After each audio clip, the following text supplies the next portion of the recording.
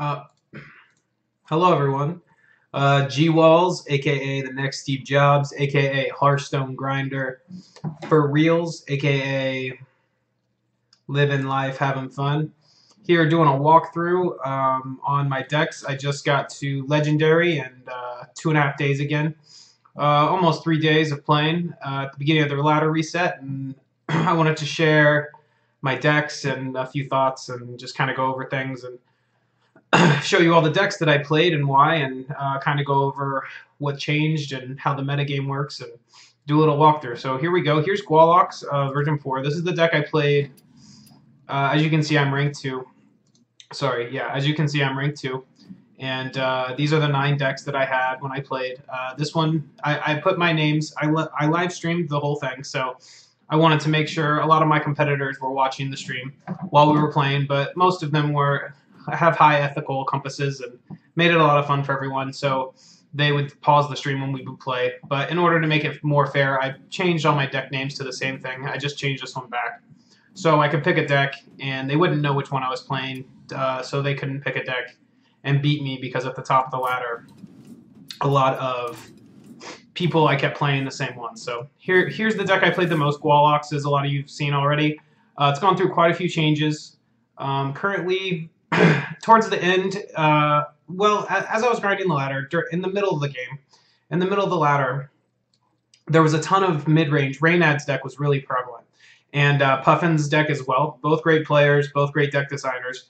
And so I had a bit more cards to combat that. And when I was grinding ranks 25 up to about rank 8, I had 2 Hellfires, and I had 2 Twilight Drakes. Actually, we only had 1 Mountain Giant. Malygos was Jaraxxus, and I was just looking to stabilize the game and trade my cards effectively. Mountain Giant often would be too slow because I couldn't hold cards in my hand and keep up with the Flame Imps and the Argent Squires and the various cards that they played early in the game, because they'd get too far ahead. And so Mountain Giant would often end up being a dead card and costing 9 or 10 mana. And I needed something that could affect the game quickly. So I played 2 Twilight Drakes at that time, went down to 1 Mountain Giant. As I got towards the top of the ladder and rank 5 up, it became a little more of a control metagame. And this deck is more towards that. So if you expect a lot of control, you want to go this direction. Here's some of the things you can't change. 2 Soulfire you can't change, 2 Mortal Coil you can't change, 1 Voidwalker. It's a card that's under a lot of scrutiny and debate, but it really fits the deck well. It fills your curve out nicely. You do want a bit of a redundant taunt. I even got to the point where I played it to Zingo for a little bit, because I wanted extra taunts just to stabilize the game and go a couple extra turns and use my life tap against a lot of those beatdown decks to get an advantage. And Voidwalker also allows you on turn 10 to play your big 9-drop that stabilizes the game, but doesn't have taunt necessarily, and make them have to do another attack. That can often be the game changer. And not to mention, in your opening hand against those beatdown decks, it can save you 4 or 5 life or hit points, and that can be a change in the game too. So it fits the deck. You don't want to, though. It can be a bit too weak in the mid game. So 1 has just been pretty perfect for me, and I don't see changing that anytime soon. 2 Ancient Watchers. This card's a staple. Again, great with Shadow Flame. A card that also, I had 1 Shadow Flame, 2 Hellfire when I was grinding up the ladder against the mid-range decks, but as I got to the top, I started playing MIT JDW a ton, and he's a great player. He's the 3rd legend. I just barely beat him. We both had 2 stars away from rank 1, from being legendary, and we played. He was playing Combo Rogue, and one of the things you want to have against Combo Rogue is a way to kill Gadgetzan Auctioneer after they can seal it on the turn 6 that they have to often do it on, or turn 5 with a preparation. And this Shadow Flame allows an Ancient Watcher to do that, or an Earthen Ring Farseer if you've had time to Defender it also. So I changed it for that metagame call. Also, this card's really powerful in the Giant's Mirror, which also became prevalent as I played another great player, Tides of Time, over and over and over, as there were just a handful of us trying to get this legendary run first or second, after Deng Zhu was the first, actually, DENGXU. So I changed that after I got through the midst of Reynad's mid-range decks and Puffin's mid-range decks. I switched out the 2nd Hellfire, put in the 2nd Shadow Flame, and that was really good. And this is something you can do and decide yourself. as you go through and figure out if you're playing against a lot of beatdown decks and you need to force a Hellfire, or if Shadow Flame you need a little more power out of a card. This does that, and these three are just kind of, you need 3 board sweepers like this, and it's a metagame call based on what you expect to play against. Like I said, this is going to be better against combo rogue and against the bigger control decks because you can control their board with it, and this is going to be better against those beatdown decks where you need to force a Hellfire on turn 3 or 4. Having said that, I wouldn't ever play without at least one of each. And I would always, I feel like 3 is just the right number. As I've started to learn in this game, 3 is the number you want in these 30 card decks to consistently have something. Of course, not always, but it does kind of lend itself to how many you want to have in order to get them on a consistent basis and plan your strategies in each game in accordance. Other cards, these Ancient Watchers, like I said, they work really well with the Shadow Flame, the Defender of Argus, the Sunfury Protector. They just control your life, let you use your life tap really effectively because they stall the game out. And they're essentially, if you look at them, gain 5 hit points. If you taunt them, they have to get killed. They also kill creatures that trade, as well as Defender. They could be gained 6 hit points. And occasionally you'll draw your 1 silence and be able to attack with it, which is also a nice added benefit. So they're just a really versatile card, really undercosted for their power and toughness, and you don't look to get too aggressive early in the game and try to kill them, so it just fits the theme of this deck really well. Blood Mage Thanos, a legendary. Great with Mortal Coil, great with Soulfire, great with a turn 6 Hellfire to deal with all those 4 toughness creatures that sometimes they set up a board to have 4 toughness creatures with their Defender of Arguses and their Earthen Ring Farseers or their Harvest Golems, and when they Defender of Argus them, thinking they're safe from Hellfire, and then you have your 1 spell power. Adds a lot of dimensions to the deck that doesn't always allow your opponent to play around everything great. So just another nice nuance that just gives you a lot of versatility, and I'm looking for versatility. I like to have a lot of different options, a lot of different lines I can take, so I'm not as predictable, and this card fits that really well. Also, against beatdown decks, you can play it early. They often have trade with it, and it draws a card similar to Novice Engineer and some of the other decks. And that's just a versatile tool you can have in your toolbox, which I really like. If you don't have one, I would suggest playing maybe another Ironbeak Owl and being okay with drawing 2 of them against Druid sometimes and kind of getting behind board advantage and card advantage-wise because of it, but also getting a lot of value in other matchups, being able to attack with your Ancient Watchers and being able to shut down Control Warriors, Armor Smiths, and Nat Pagels, and Acolytes of Pain. You could also play 1 Crazed Alchemist, which I had in for a long time, but I recently cut in favor of a Big Game Hunter. Again, that's a metagame call. I started to play against a lot of Giants and Ragnaroses, and so I just wanted to have another consistent, redundant threat that allowed me to deal with those. So I added a Big Game Hunter, I cut a Crazed Alchemist, and that's just, again, an iteration of metagame. And that slot, if you want to have the Crazed Alchemist, I like it a lot. It just wasn't very good against Combo Rogue for me, and it wasn't very good against Giants. So I took it out for a while. And since I wasn't playing 2 Twilight Drakes right now also, I don't like it as much because one of the things I like to do with Crazed Alchemist, besides, of course, kill Nat Pagel or Mana-Tide Totem against Shaman, is play a big Twilight Drake and then out of nowhere, when it's a 4/9 or a 4/10, flip it and get an extra 6 or 5 damage. So I just wasn't doing that often and felt I could take it out for the end of my Legend run.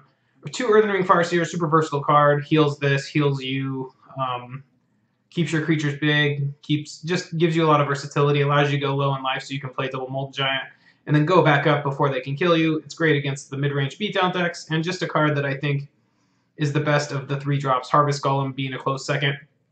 But you're not really looking to turn on those Mortal Coils, which is something that this deck does better than others, because there's a lot of Warlock right now, just different versions, beatdown, mid-range, control. And so they all play 2 Mortal Coils. It's a staple. It's a great card, really powerful. And having Earthen Ring Farseer as opposed to Harvest Golem kind of turns those off because that 2/1 you get out of it doesn't really give them much value or they don't get as much value if they don't have that option. So I really like Earthen Ring Farseer. Again, being able to manipulate your life is something this deck does better than most, again, with the 2 Siphon Souls. I had a Dread Infernal for a while and a Siphon Soul, and that was nice when it was a surprise, but as people, I live streamed the whole thing again, so as people learn that, I just wanted more consistency and more power, and again, more ways to kill big creatures, because my metagame became more and more Giants. And I liked the 3 life gain as well versus a lot of the decks that play Argent Commander. It's a great answer too, and that card seems pretty prevalent right now. And mostly Raynad's deck type, but it was a really powerful tool, and I decided to cut Dread Infernal. It wasn't getting me back in games once people knew about it, so that's another change I've made.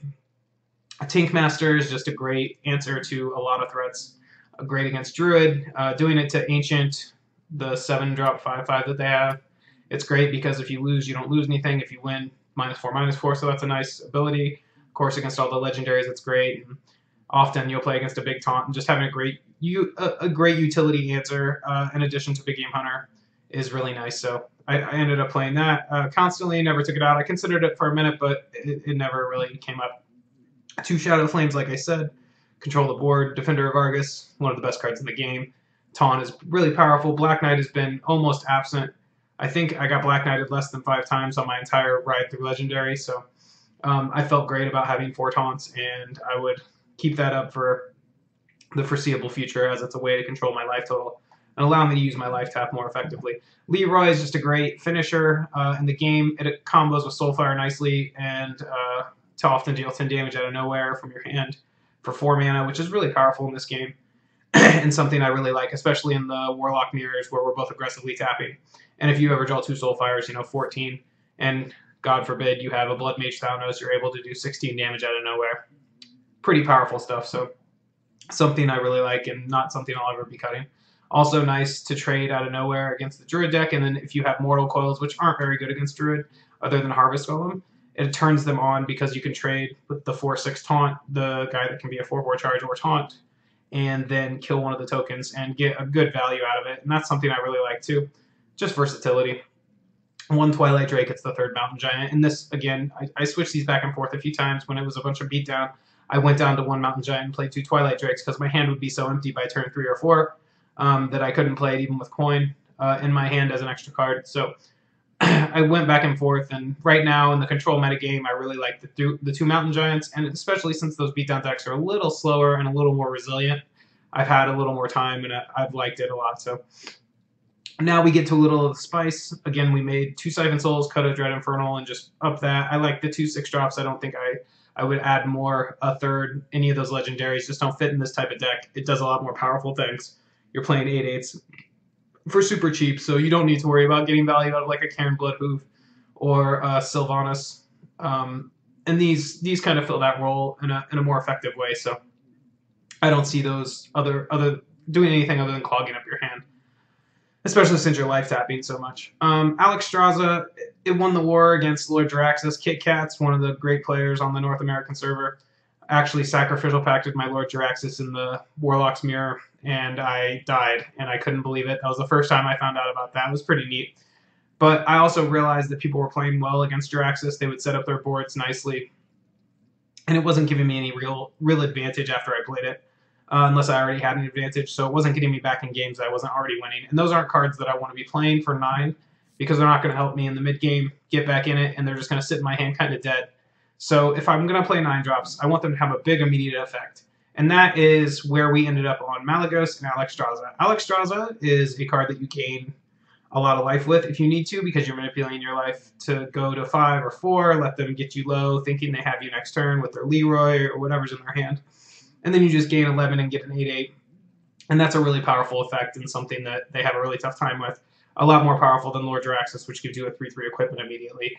And you have to take damage on top of it to use it. So I think it won the war pretty easily. It's also great against Control Warrior to take them down 15 life points and put them in a danger zone, as you basically just fight their armor for the first half of the game, and having the option to just burn them really quickly after you get their armor down is a really powerful tool. So super versatile against the beatdown decks. I was able to gain a lot of life against the control decks, able to burn them pretty effectively. Malygos. Now, this one is a bit of spice and something that I added at the very end to a very, very, very control-oriented metagame. I was playing Tides of Time, who's a streamer and a good player as well, a lot, and we were playing a lot of this mirror match. And I felt that the games were kind of getting to the point where we would clog up the board. We'd both play around Shadow Flame well. We'd both play around putting all our giants out well. And I wanted a way and we both hover our life totals around 16, 18. And I wanted a way to end the game holding my Soulfires as we could control the game with our other cards early and draw our whole decks in general. And I wanted a way to end the game 18 damage direct through taunts, didn't have to worry about anything. And so Malygos plus Soulfire was my answer, and it actually worked quite well. And so I put it in and replaced Lord Jaraxxus, and it's actually been pretty good. Now people know about it. I'm not sure if it's going to be as good, so I'm thinking about what I want to change or if I want to move this slot. So again, this slot can be Lord Jaraxxus. This slot can be Malygos. This slot can maybe be Baron Geddon or something to that effect, but I wanted something that gave me another dimension in the game and let me have an instant impact, like I said, much heavier than a Lord Jaraxxus. So I ended up with Malygos. I've really liked it so far. I haven't played with it that much, but I encourage you to try out a lot of different legendaries in this slot. Onyxia might be okay, but it doesn't seem like it fits as much. This, again, is 18 direct damage, and if you have 10 and Immortal Coil in your hand, it's also a 6 mana, or 1 mana, 6 kill something for 6, and that's pretty powerful.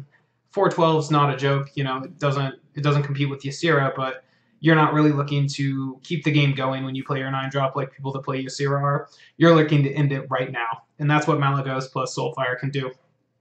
And so I played it, and I liked it. I actually killed Tides of Time exactly how I planned. I did 18 direct out of nowhere, and he had a full board of taunt. He had controlled the game nicely, but I had been setting up for that, and it worked, and that was towards the end of Legendary. So just wanted you guys to know all the Legendaries are in play. You can try anything, and Malygos got me to rank 2. So, and of course the staples in the deck: Mountain Giant, Molten Giant. Again, the 3 ofs, 2 Mountain Giants, and a Twilight Drake. And if you expect a lot of beatdown, don't be afraid to take out a Mountain Giant. It's not that big of a deal, and add that second Twilight Drake. So that's the other slot. So this is Gwallocks. This is kind of an updated version where I'm at right now. I'll be playing some today and the next few days as people start to come into the ladder a bit. And I'll be trying different things out and having a lot of fun with it. But this is where we're at, so I hope you guys like it. Other decks, of course, I had to balance and do a lot of different things. I had the deck I played the second most is right here. It's Control Warrior. This is Kit Kat's taught me about Control Warrior, and I've been kind of going on my own, changing things and doing different stuff. And I played him a few times, and I ended up with the few staples: 2 Executes, 2 Shield Slams, 2 Whirlwinds. These are foil, the gold, sorry. I cut a War Axe. Again, the beatdown decks just aren't as prevalent, and it doesn't do that much against the control decks, so I didn't want to draw 2 of them. It's a lot of dead cards. I ended up adding an Arathi Weaponsmith for that second Fiery War Axe, and I've been really happy with that against Druid. It combos to kill the Ancient of Lore nicely. This 3/3 body plus that equipment does 5, and you often have the life or hit points available to do that. So it's been really nice as an additional threat. Of course, the 2 Slams, the 2 Armor Smiths staple the card and staple the deck, and the card you mulligan to other than Nat Pagle in a lot of matchups. Cruel Taskmaster is great. Kills 1-drops, against those beatdown decks. You get a 2/2 body and you're able to kill an Argent Squire or a Harvest Golem token or the 3/1 Divine Shield creature as well. Just another powerful tool to have. Nat Pagle is one of your card drawing engines, along with these 2 Acolytes of Pain. These Shield Blocks combo nicely with Shield Slam. It's just these are a lot of the staples in the Warrior control decks that everyone plays and agrees on at the top level. So I agree with them. They combine to do a lot of cool interactions. Acolyte of Pains with the Whirlwinds, and Acolyte with the Shield Slam, Acolyte with the Cruel Taskmaster. Just lots of cool stuff, and a way to get to your late game where it gets exciting. So I decided to go down to 1 Frothing Berserker, and this is a card that, again, Kit Kats has 2 of, and he plays a bit better with them, and fits his style a bit better of how he likes to play the games out. I like to trade my cards in a little different manner and take a little different strategies through the game. I think he finds some unique lines where he's able to kill them out of nowhere earlier in the games, and I don't really try to do that. I try to get to I like to play this game in an extreme control manner with the Warrior deck and play super passive, and so I've found that the second Frothing Berserker, while great at controlling the game early, saving you a lot of damage, and then being able to kill something that's important, or making them have to kill it before it does kill something that's big, is really valuable. For me, I just found it often trading and doing that, but the second one just not being that valuable and just kind of being ignored. And I didn't like that again. Similar to the War Axe, I'm just not too excited about these type of cards in this deck. Though drawing one is great, the second one just makes me feel like I'm pretty far behind in the game, so I cut it. I'm playing Tinkmaster as a removal spell, Arathi Weaponsmith again for another dimension, which is something you'll see as a theme from me in a game with no sideboard, which I come from Magic the Gathering, so sideboarding and being able to switch your strategies around is something I really like, and so I have to kind of find a way to do that within this game, and this is my solution. And then I decided that Brawl was great. And so I played 2 Brawls. I think the second one's a pretty big surprise. Certainly it has been for the last week and a half when people haven't known that I've had 2 Brawls, and the standard lists have been playing 1. I got Trump with it good in our match in the tournament, the ESL we played, and just he was surprised by it. And it helped me up the ladder. And it really lets you play the game differently, knowing you have 2 Brawls in your deck as opposed to 1. It's not such a random draw. Now it's much more consistent as you're just kind of drawing cards slowly through your deck. 1, 2, 3 cards a turn extra, and you're able to rely on drawing a Brawl when you're going to want to cast it and setting up the game to draw it even if you don't have it in your hand with that second one. And that's kind of how I play the game different to how K-Cats plays it with the Frothy Berserker. Not that one is better or worse, it's just different strategies versus your opponents to try to throw them off. Karen Bloodhoof combos with the Brawl, a good value card, a great 6-drop, and leads into your super late game. And this is where I start to get a little off my rocker, which is how I roll. And I love. And I play the standard one, Gorhal. I tried 2 for a while as I was playing a lot of Shaman. Dang Zhu beat me 4 times with Shaman when I was playing this deck, as well as Gwallocks. And one thing he was doing was wearing down my resources, and a second Gorhal for 7 more attacks could have been really useful. So I tried it for a while, but I decided Baron Geddon was better and gave me a lot more versatility versus those mid-range decks and beatdown, and again a good threat to lead into this curve of 6, 7, 8, 9, and then of course the big addition. I took out Ysera. There's a lot of debate about a Ysera or an Onyxia. I decided on Deathwing. One, you get to say no, Deathwing, right? So that's pretty cool. And also, I think it's the way to go over the top the best. And what I mean by that is you want to be the final finisher. No matter what the game state, no matter what the board is, you want to put the threat on the board that can't be answered after everything else has happened. And that's usually Ysera's role or Onyxia's role. But if I play Onyxia and then if you play Onyxia and then I go and play Deathwing, well, I'm going to win that every time. That matchup, not the game necessarily, but at least I'm going to trump that big card. If you play Ysera and you get a dream card, and then I go and play Deathwing, your dream card, none of them are going to kill my guy. And so that's another powerful thing that I think gives me an advantage. And I decided on it, and I beat Tides of Time with it once. And a few other people I played it against, I lost when I played it once, but it wasn't because it was Deathwing. It was just I was behind on the board. If it was Onyxia or Ysera, I would have lost as well. So I really like it. It's, again, I'm trying out all the legendaries. And I played this in the ladder to get legendary on the first 3 days. This is actually what I played. I competed. I am a legend, and this deck does work. And so you want to play all these staples. Grimish is your best plan with Alexstrasza. This is often your plan. You Alexstrasza them down to 15 after controlling the game. You don't really worry about attacking them or killing them. You just worry about the board, and then you draw your deck with all of these cantrips, and you end up with a Alexstrasza, Grommash, and a Cruel Taskmaster, and often you have Gorhal on 4 or 5 out because you've used it a few times. And so what you do is you play Alexstrasza, put them to 15, and then with Gorhal in play, and then they have to deal with that Alexstrasza, and you play Grimish, and you use Cruel Taskmaster to give it +2, plus the Enrage, so 12, and you use your Gorhal, and that's your combo to kill him. So that's your standard plan. Most people know your standard plan. And so I thought this would give me another dimension, and it did. It won me a few games. It didn't win me a few games that I probably couldn't have won anyway, but that's not something you can worry about. So this is my list for Controller Warrior. That's the deck I played the second most. And I mixed in, as I played against a bunch of Combo Rogue and a bunch of Shaman, I mixed in this deck right here, Paladin. And again, I played Deathwing in it, and I played 2 Molten Giants. And this list, I'm not going to go into much detail. This list is very standard. Again, a lot of the same cards. I'm only playing 1 Defender of Argus because I think your hand can get clogged up a bit too much, and you don't really build a board in that you want to keep playing taunts on your hero power. So I'm only playing one Defender of Argus in this deck, and it's similar to the other Giant deck. I'm not playing Mountain Giant in this deck. I don't think it fits that well. I like Twilight Drake better. I don't like to have to hold cards. I want to be able to play them. Wild Pyromancer combos with Equality, and that's a normal play. And I feel like Tyrion is great, but also gets answered pretty easily because they know it's coming, and you don't have a ton of threats other than Lord Tyrion that they need their Tinkmaster for, or their Silence or their Siphon Soul for. So I added a Deathwing, and though I only played a few games with it, I really liked how it played. I'm not sure the Deathwing fits, and this is the only card I'm not super convinced of. I played against Tides of Time several times, and he was playing this deck.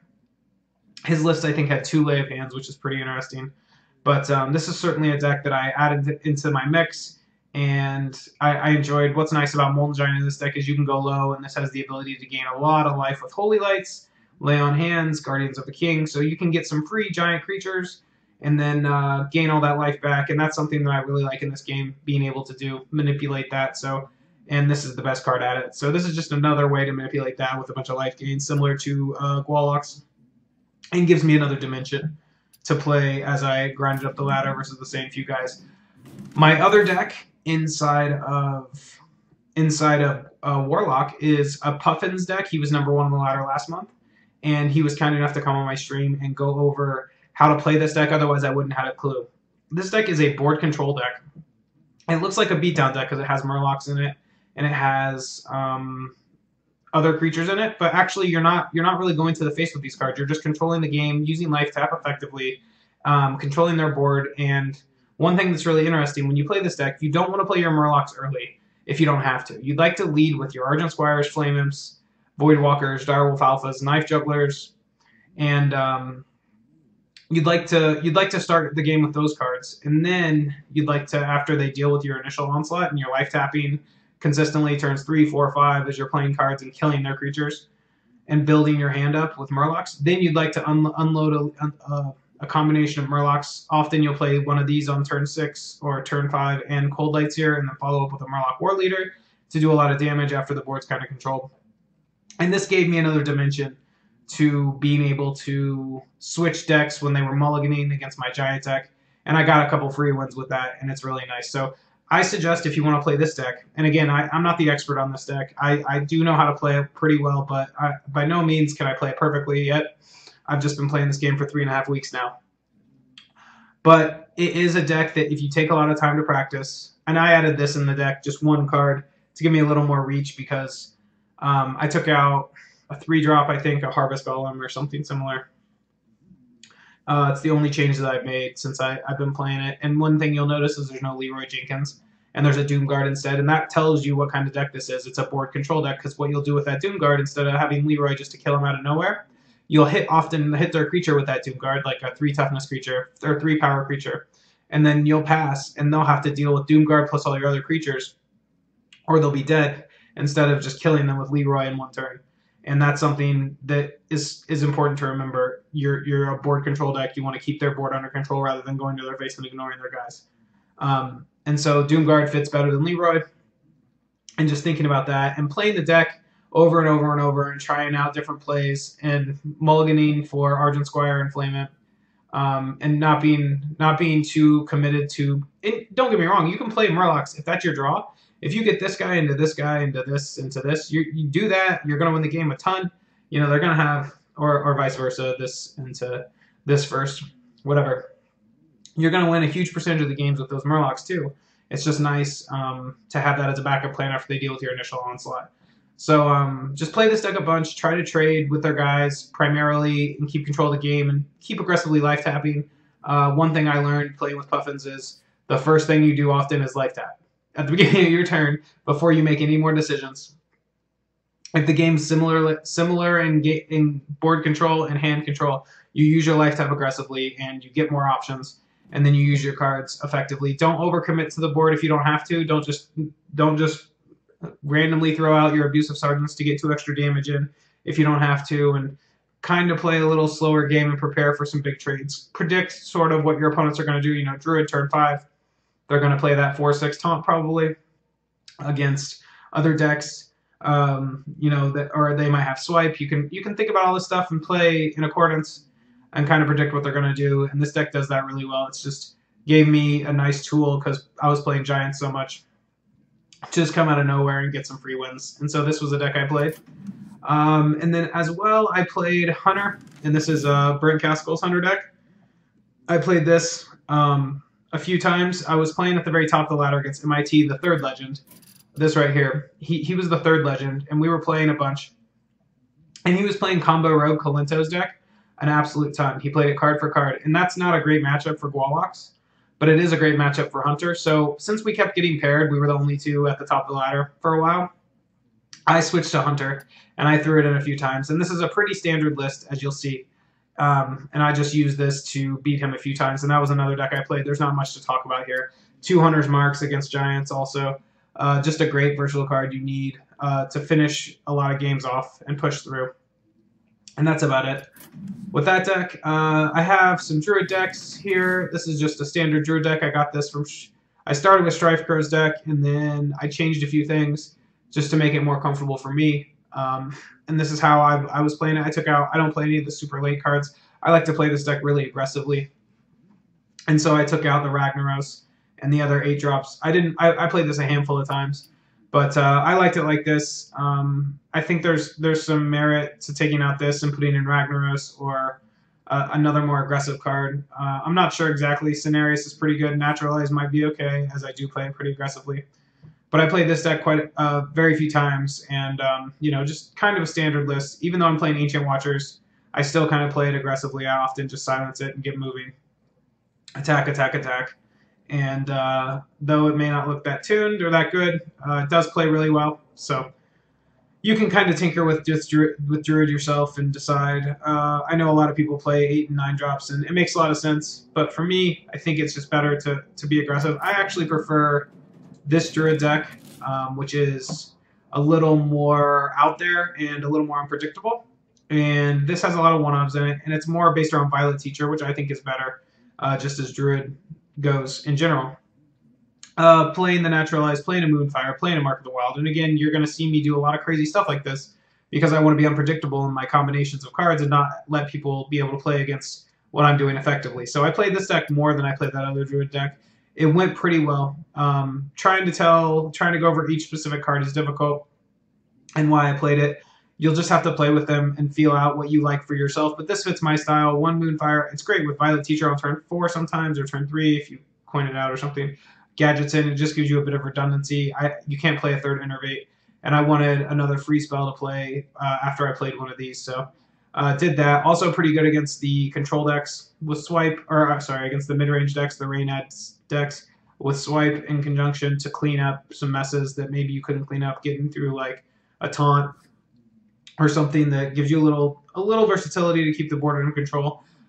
You can play this deck really aggressive with 2 Savage Roars and 2 Force of Natures, which is a combo for 15 damage once you have 9 mana, and it allows you to use either one piece of either combo early in the game to control it and still have that option. So it's something I really liked. I would suggest trying this deck out, putting these cards in, trying them all out, feeling how they play, and playing it pretty aggressive. And again, it's more of a board control where you finish them at the end. You finish them throughout the game. You just try to get way ahead and press your advantage. I have 1 Yeti in case to get the combo on turn 1, where I can still play turn 1 Yeti if I draw it. It's kind of the third Violet Teacher. And again, I picked Violet Teacher over Yeti. You'll see my redundancy of 3 drops. This Druid of the Claw is the third Azure Drake. Gadgetzin doesn't really play as a curve card. It's more of a combo card. So I don't consider it a 5-drop that I want to play on a consistent basis. I consider it a card that I can put in my hand, build up a hand with a few extra cards like a Moonfire or the Innervate that might be dead later in the game, and then be able to play it on turn 7 or 8 and draw 4 or 5 cards with it and get control of the game like that. So it isn't my third 5-drop. These 3 are my 3 5-drops. So try this deck out. 1 Ancient Allure.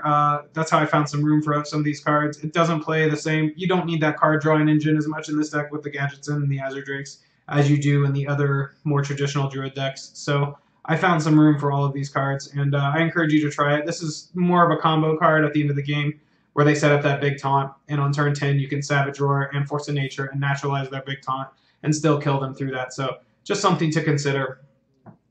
Again, try it out for yourself. You got to play to your style, and that's what's great about this game. So I played that deck.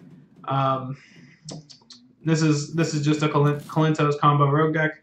I played it a few times. It's a great deck. I actually cut a Fan of Knives, I think. And this is just a pretty standard list. I added the second Conceal because I was playing against a lot of control, and this can be a Fan of Knives. I cut the second Acolyte of Pain for the second sap. Again, I'm playing a lot of control decks, so I wanted to have good answers to big taunts. And this is just kind of the list I played for that. There's not much explanation. If you want to learn about this deck, go watch Kalinto play it. That would be my advice. So there you go. And then I had a mage deck that I brewed up while I was sleeping that I don't really like at all. I'm going to add Leopard Gnome 2 here shortly and try out Frost Nova. I'm not sure yet. I want to try it out. I think Mage could be really good, but I don't know what cards I want to play exactly. I don't like Wild Pyromancer. So that was my whole gauntlet. So I hope you guys enjoy that. And I'm going to get into some Legendary. Come check me out. Rank 2. I'm sure I'll be playing Rank 3 here quite a bit, and it should be a lot of fun. So thank you, and I hope you appreciate the video. I appreciate you watching, and good luck on your grind and your journey, and check it out anytime. Gwalls out.